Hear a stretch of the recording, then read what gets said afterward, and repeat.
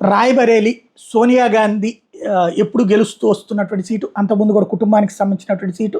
ఆ రాయ్బరేలీలో ఈ దఫా సోనియా గాంధీ పోటీ చేయకుండా ఆమె రాజ్యసభకు వెళ్ళిపోయారు. ఆ సీటు ఇటు వాయనాడు సీటు రెండిట్లో పోటీ చేశారు రాహుల్ గాంధీ.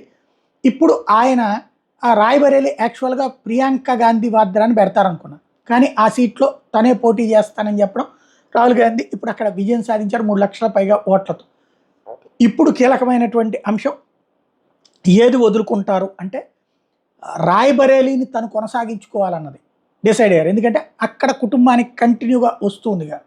అయితే వాయనాడ్ని వదులుకోవడానికి సిద్ధపడ్డారు. వాయనాడులో ఇప్పుడు తన చెల్లిని తీసుకొచ్చి పోటీకి నిలపాలనుకుంటున్నారు. ప్రియాంక గాంధీ వాద్రా ఈ దఫా కేరళలోని వాయనాడ్ నుంచి మొదటిసారి వరుసగా 2 సార్లు గెలిచారు రాహుల్ గాంధీ. ఇప్పుడు ఆ ప్లేస్లో ప్రియాంక గాంధీ వాద్రాని పెట్టడానికి రాహుల్ గాంధీ సిద్ధమయ్యారు, కాంగ్రెస్ పార్టీ సిద్ధమైంది.